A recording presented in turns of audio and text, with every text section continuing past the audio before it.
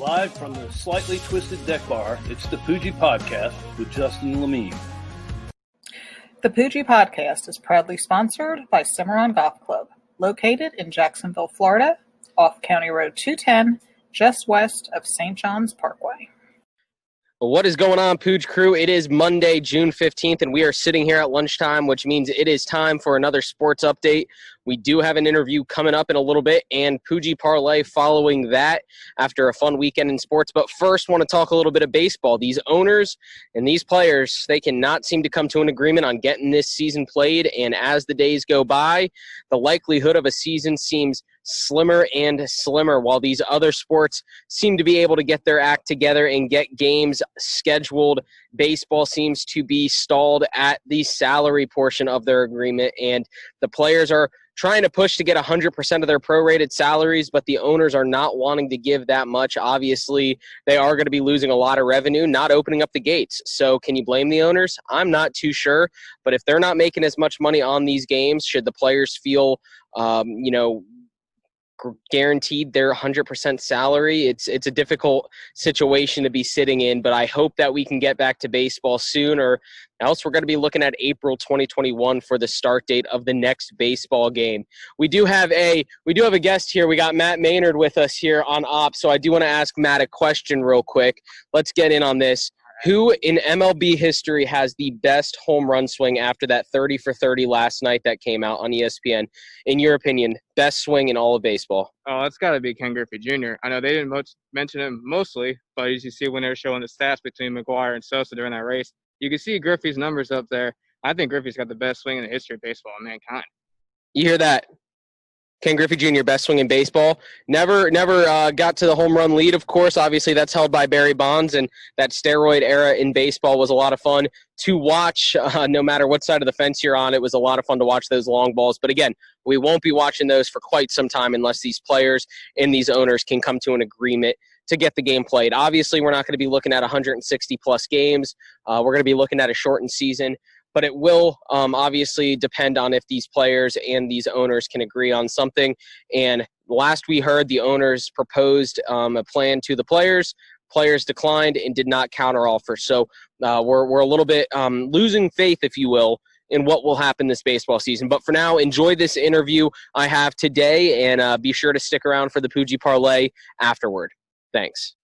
Excited to have my next guest join me on the show. For anyone that follows UCF, college football, college athletics, you may have come across his account. Fantastic person to follow on Twitter. Recently crowned the winner of the 3-night bender UCF Twitter Mafia Madness bracket. So he beat out Daniela Medina in that. So he's very excited to be here, I'm sure. And it's great to have you here, Sean, a.k.a. UCF Problems. What's up, man? So I'd like to thank my parents for raising me to be a good internet troll. No, it's definitely cool to win that, but I had a lot of good competitors too, and Daniela definitely almost just as deserving. So she did a good job. Awesome. It was actually really cool to kind of check out that bracket, and you don't realize how many active UCF members there are on Twitter. So it's cool kind of how deep our UCF Twitter roots run, and I guess that's why they call it the UCF Twitter Mafia. So yep, I found a couple new accounts that I followed just because of that. Yeah, so that's awesome. Neat. That's awesome. And I know your Twitter handle's obviously UCF Problems. I saw a funny tweet a while ago. I'm sure you came across it from a girl. I don't remember who it was, but she said, let me read it so I don't mess it up. She said, I'm old enough to remember when UCF Problems actually just tweeted about UCF Problems.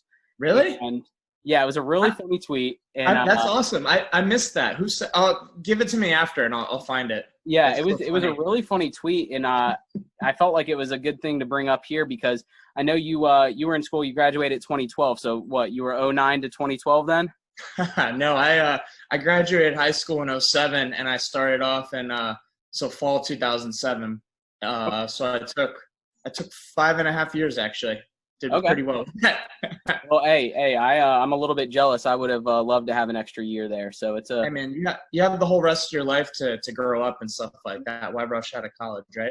Right, exactly. Well, I do want to just ask you, obviously with it being UCF Problems, how did this Twitter account start, and How did you kind of grow it into becoming this UCF Twitter giant even once you left the school and graduated? Cool. So I'm glad you asked that, and I'm actually surprised people don't bring this up more often, because it's kind of a funny story. So back in 2012, I had just graduated. I was like waiting for a job or something for a couple months, but I was living on my buddy's couch, literally, and Twitter was just starting to like really blow up. And I saw someone made like some kind of FSU probs account and like just tweeted, like parking jokes or stuff, specific to their school. So I made a UCF one, and actually I wasn't even the first person. There was already someone that did it, but I just did it better and made good jokes. And then, I think I had about 1,000 followers or so. And then we started to get really good in football. And I was like, I got to tweet about football stuff. And it kind of shifted eventually from actual problems and it just being a sports fan, because that's what everyone wants to talk about regarding UCF. And then through that, I kind of just made it more personal. I didn't say who I was for a while. And then I kind of like revealed it or whatever. And now it's just kind of like my own sports fan account. It's been a pretty cool thing, Like the different stuff I've been able to do just because of that are like insane. So I'm definitely very thankful that I just happened to start the thing at the right time, For sure. And I actually remember your profile picture used to be you in the throwback UCF baseball jersey. And I remember seeing you, I think at a tailgate, maybe 2017, 2018, somewhere around there, and just being like, oh my, that's UCF problems. And your reach had kind of extended to the point that jersey was recognizable as who you were. So it was really kind of a cool way to identify yourself from social media, and then into real life. You wore it to almost every game. Yeah, I used to. Oh, sorry. You're good. So yeah, that baseball jersey. So I got it off eBay, and I realized like how unique it was, and no one else has it. So I figured, I don't know if you know like Marlins Man, the guy that always wears the orange to all the sporting events. I didn't really like copy that, but I saw that like he was known for wearing that one thing, and I was like, I'm gonna have my own thing. I want to have that. So I found this jersey that literally no one else has, and kind of made it my thing for a while. And now I've shifted away from it. I like showing off like my collection of UCF gear, like this. I don't know if you can see the Citronauts jersey that I wasted a bunch of money on. Definitely a good purchase though. Yeah, good purchase. And UCF has definitely done a pretty good job of bringing their roots back into the modern day athletics and kind of putting the space game on and the Citronaut logos on different pieces of merchandise. It's crazy because like we've done a complete 180 from when we had George O'Leary as coach. We had to it was the coolest thing ever when we got to wear black jerseys like once.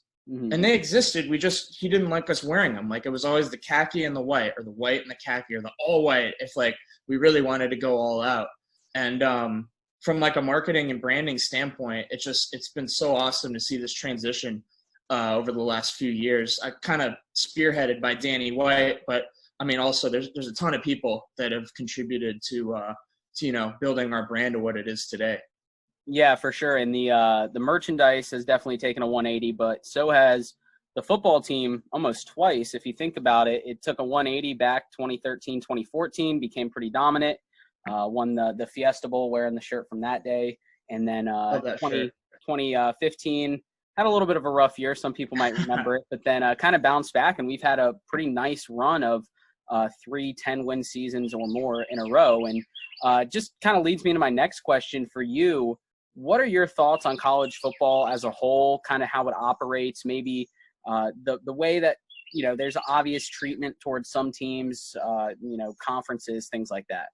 So college football is weird in the sense that there's the main governing body, which is technically the NCAA, has no control. The conferences have all the control because they have the TV contracts, they have the money.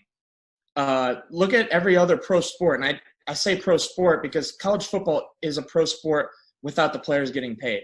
Everything else about it is just like a professional sport. Say the NFL. The NFL is the governing body. They have the control over the schedule. They do the rotation with the divisions. Everything is super fair and even. It's not like that. Imagine the NFL if the Jaguars had to make their schedule, or the Patriots. Everyone would kind of avoid the Patriots. You know what I'm saying? There's no balance or anything like that. And because of that, you get this system that the playoffs better than, I guess, the BCS championship, but it's still not inclusive to teams like us when we go undefeated and can't make it. And I understand the other side of the argument. They're like, schedule better. You didn't play anyone. That's fair because we might not have been that good of a team. We just played an easy schedule. I think we were, but we have no way of proving that. And we try and schedule good teams, and they don't even really want to play us. And then you have to take unfair 2-for-1 deals. And why won't we do that? It comes back to money.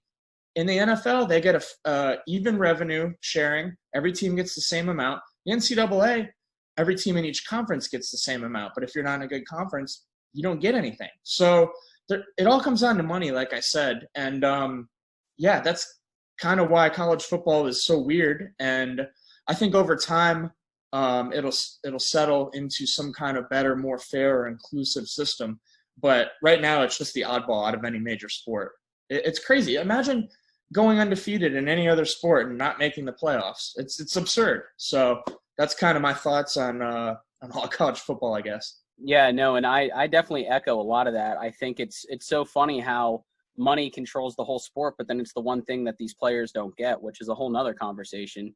And the disparity of money between the top 65 teams in the, I guess, college football D1 FBS level and the bottom 65 teams, the disparity in money is just ridiculous to a certain extent. So it's funny you bring that up, but I guess kind of leads me into my point with college football playoff. You touched on it a little bit.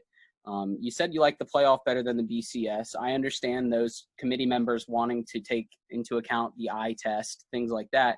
What would your best fix for the playoff be? Would it be keeping the 4 teams, or would it sit, what would it be for you? So it's kind of like a multi-layered answer, but I think either an 8 or a 16 team, but there has to be like a set path for everyone to get in the playoff. So I think the 5 conference champions, and now people say that that's not fair because, say, the like the Big Ten East or West, or one of them is really strong. The one with Michigan and Penn State and Michigan State and everyone's really hard, whereas the West with like Nebraska and I don't know, I forget who else, but not that Northwestern, it's not as strong. But what you can do is you can reshuffle the divisions in each conference and make it more fair. So if you have the 5 conference champions, you know what? Sometimes there might be an upset in the conference championship game. Like Pittsburgh might have beat Clemson. That's sports, though. Upsets happen. And people are like, well, we want the best teams. But in other sports, sometimes the best teams don't make it to the championship. That's why you play the games. That's what makes it fun. But college football, I mean, really, you're looking at like 6 teams now that have so much money invested in their programs and stuff. The gap, I guess, between the the Alabama, Clemson, Georgia, Oklahoma, those, the big guns and the middle tier teams, the gap keeps getting bigger and bigger. And it almost feels like it's always these same 5 or 6 teams that are in it. But a multi-team playoff, I think, or a bigger expanded playoff would make it fun. And then we'll see upsets. And you know what? If you can't beat an undefeated Boise State team, if Alabama can't beat them and they sneak into the playoff, then they don't deserve to be in the championship anyway, So that's what I think would kind of make it better. And I think we're going to end up at 8 here pretty soon. That's kind of what the conversation has shifted to. And there's kind of a consensus. We've even heard some of the Power 5 commissioners talk about it, especially, like the Pac-12, who I think they've only made the playoff like once or twice, Oregon and Washington once. But they're almost out of it every single year. And those teams pretty much have to go undefeated to make it in there too. So I think everyone wants more games because it'll be more fun. Yeah, for sure. It's funny you mentioned the Pac-12. In a lot of aspects, they're kind of treated similar to a lot of these group of 5 conferences, or quote unquote group of 5 conferences. But it is funny you mentioned that Washington and Oregon, I do believe, are the only 2 that have made it from there, and they feel slighted a lot of the time. And people want to talk about parity between conferences, and it's almost unfair to a certain extent that your conference being deeper is almost against you than a conference like the ACC that might just have one top dog and no one to beat them. So I guess around this time, with the NCAA basketball championship just would have recently been played, kind of leads me into a thought about, everyone loves to see those Cinderella stories in college basketball. and those number 1 seeds go down, number 2 seeds go down. And then you flip the script to college football, and those same people just want to see those blue bloods make it into the championship and compete. Exactly. It's so hypocritical. Everyone, the more games, the better. Who doesn't like more games? Yeah. I mean, it's ridiculous when you get to the point where, like, you can't have like a 64 or even 32 team. Like, who wouldn't want to see the best 8 or 16 teams play? Anyone that's against that is stupid, or they're just a Bama or Clemson fan and they want an easier path to the national championship game. One thing I was thinking about the other day that would suck, though, imagine being a Clemson fan, how much money you'd have to spend on all these playoff and championship games. I think that's probably part of the reason why they don't want expansion, because they're going to be in it every year, and, like, you can't afford to go to 3 playoff games and a national championship. So maybe that's part of the reason. I don't know. But yeah, I mean, I know you travel to a lot of games. I've been fortunate enough to go to a lot of games as well, and I guess for you, someone that does go to quite a bit of away games or quite a few away games, do you enjoy the home games or the away games more? I mean, an away game is like a unique vacation, and I've been fortunate enough to get to go to a bunch of these games, and a lot of the time they're in cities that we would never go to. I would never go to Cincinnati. I would never go to Pittsburgh. Pittsburgh was an awesome city. I would never go out of my way to go there, but it was so cool to get to see it and experience it. Being on like the mountain, on the side of the mountain or whatever, and looking down at the city and all the steel factories and stuff. I mean, there's nothing like a packed, sold out primetime bounce house, with the Zombie Nation and everything, and it's just ridiculously loud. But going to these away games it's so much fun, and it's a really cool, unique experience. And a lot of teams in our conference are in weird places. Tulsa. I mean, I've been to Tulsa, actually. I went to a wedding there. It wasn't anything special. But, again, it's cool to say I've been to Tulsa because most people haven't and will never go there. We've got Tulane. We're good. We got a New Orleans trip every 4 years, which is awesome. Cincinnati, Temple, and Philly. And we play away at Houston this year. So, if I had to pick, it's hard to say, but I guess I'd have to go with the away games, but that's just because there's a kind of a vacation tied to it. As far as the game day experience, you can't beat a home game. So, yeah, no, I'm glad you brought up that game day experience too, because the memory ball tailgating, if you're ever by the softball field, right by the stadium, anywhere you're at on game day at UCF is just an amazing experience. It's always so much fun, and you run into people, if you've already graduated, you run into people that you remember going to school with. It's, there's a specific homecoming game, but then every week almost feels like homecoming if you're going back. So I was just going to say that. But what's funny is, like, way back when we first got the first year I was a freshman, 2007, was our first year with the on-campus stadium. And, like, Memory Mall was a free-for-all. Like, there was no organization. People just had tents everywhere. But it wasn't nearly as busy. I'm saying, like, maybe like 20% of the tailgating that there is now. It's something that we've built up over these years, and it's really, really cool. But it's also funny to look back and remember the times when, like, most people didn't even want to go to any of the games. So we've definitely come a really long way, and makes me excited about the future for us. For sure. And I'm glad you brought up the future, because another question I wanted to ask you was, I guess when you look at the success that we've had these past 3 years, what do you chalk up that success to, and what do you think makes this team sustainable and the success sustainable? Well, I think, one, Danny White has brought in some brilliant offensive-minded coaches that, one, run a fast pace, the whole UCF fast offense, but two, have been able to really, really recruit well from Florida. Florida's got the most football talent out of any state in the country. We've really, really got some good recruits out of that. So I think it's a combination of having offensive-minded coaches and bringing the right talent in here. And, I mean, obviously Heupel inherited a really good roster from Frost, but now this is going to be his, third season, I think, right? Is it 3? Yeah. Yeah, third season. Yeah, undefeated, and then undefeated, then lost to LSU in the Fiesta Bowl. Yeah. Or and that then was last year, it's great, man. This virus thing's got me all messed up. I don't even know what's what anymore. But no, so this will be his third year. So pretty much most of the good players from Frost are gone now. The only good players left are guys that were younger under Frost. So it's becoming more and more of Heupel's team, and he took over a good team, and we're still a good team, even though we're this close to those games that we lost last year. We could have won, which I like to blame on coaching, but hindsight's 2020. But we were almost undefeated again, and I think we were about 7 points away from being undefeated again. I think it was three points to Cincinnati, 1 point to Pittsburgh, and then another 3 points to Tulsa, I think. Yeah, although the Cincinnati game wasn't even that close. Like, we scored that touchdown at the end to make it within 3, but they pretty much beat us the whole game. That sucked, man. Being there, I was sitting there in the cold, just watching that. I felt helpless. Like, we never felt like we were going to get anything going on offense. It just wasn't there. And, it just goes to show you, too, those 3 losses were all away games. We're like night and day right now, home and away. We blow everyone out in the first quarter at home. Away games, we lose to 2-7 Tulsa. So it's pretty interesting, but that's why I like us to – I think we can run the table again this year. Our only hard away game really I think is going to be Memphis, and that's going to be a tough one.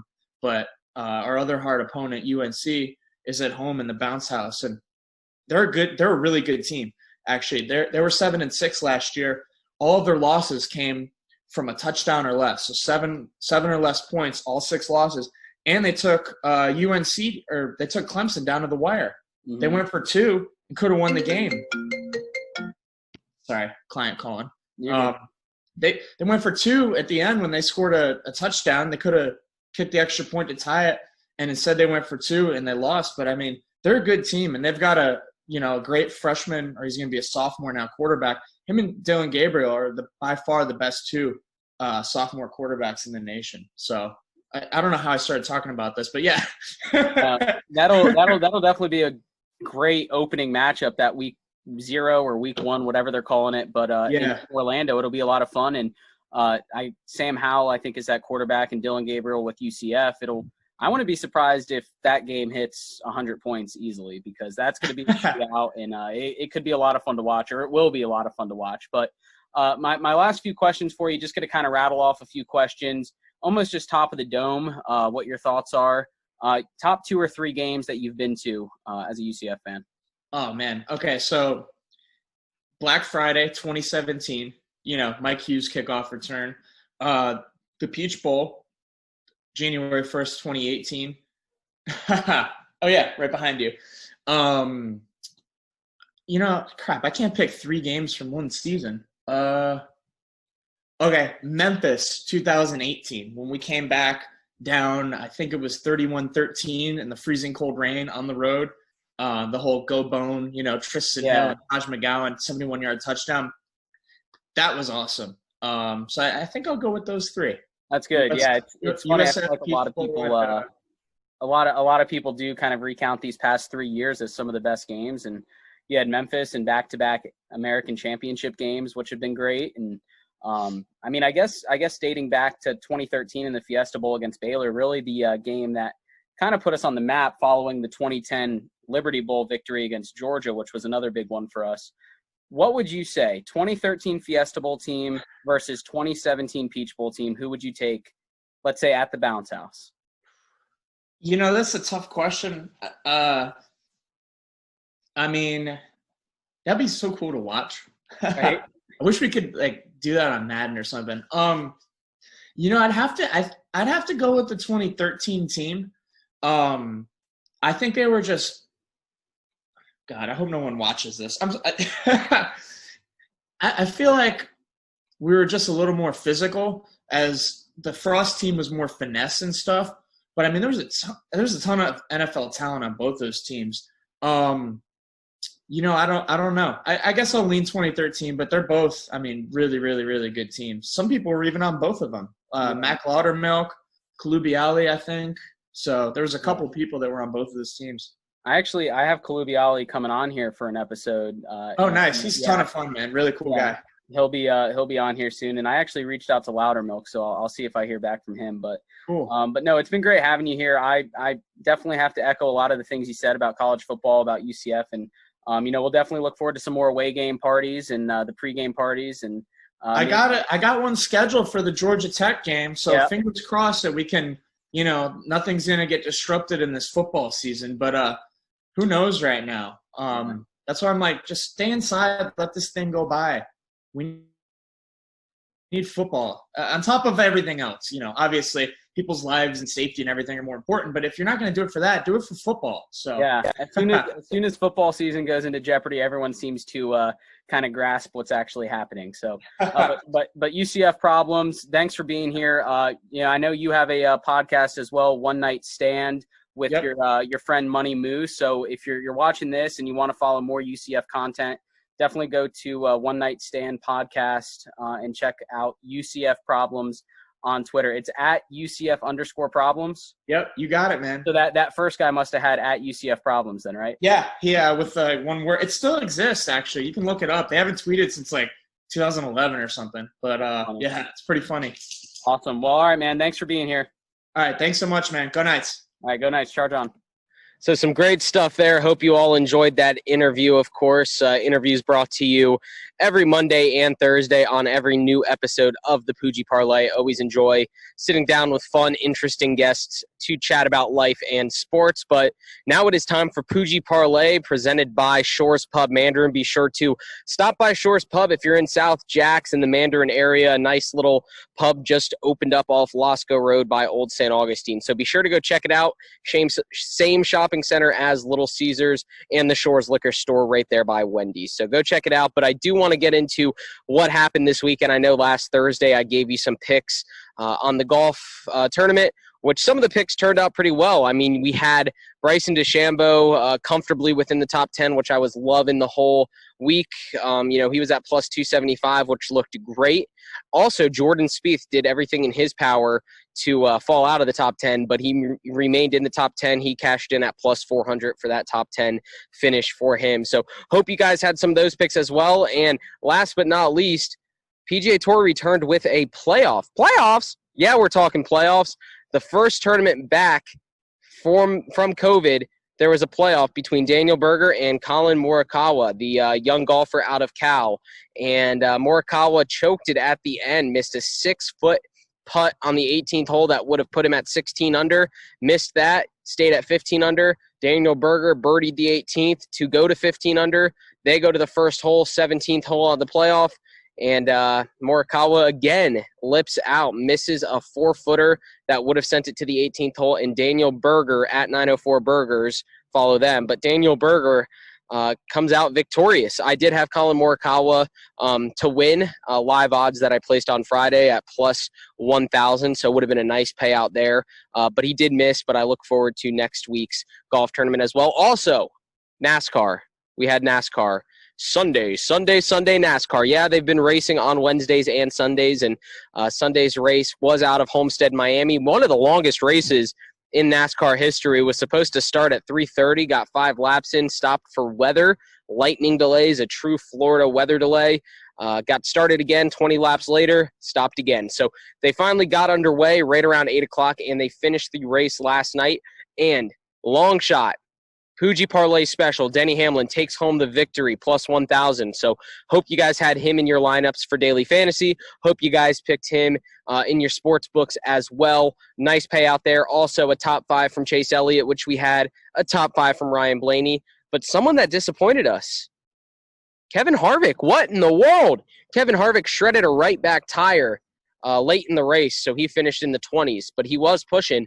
Truex could not seem to get past 9th, and Kyle Busch couldn't really even crack the top 5. So it was a great race, a lot of talented drivers towards the front. So we did cash in big, and I look forward to getting you some more picks for NASCAR in the coming days as well. So that's Poojie Parlay presented by Shores Pub. Go out and have a great week, and don't disappoint like Webb Simpson did this past weekend, because he fell flat. So don't be a Webb Simpson. Be a Morikawa.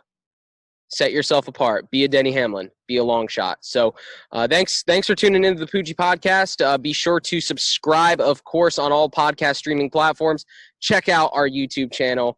Check out our Instagram. And check out PoojiePodshop.com to get all this cool merchandise that you see me wearing on here. So until next time, if you want to see some limited content on Instagram, you're welcome to do that. Follow Instagram, Poojie Podcast, the Poojie Podcast.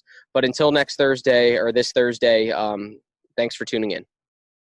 Be sure to follow our show on Spotify, Apple Podcasts, Google Podcasts, and other podcast streaming services, as well as subscribe to our YouTube channel to check out unique video elements for each interview.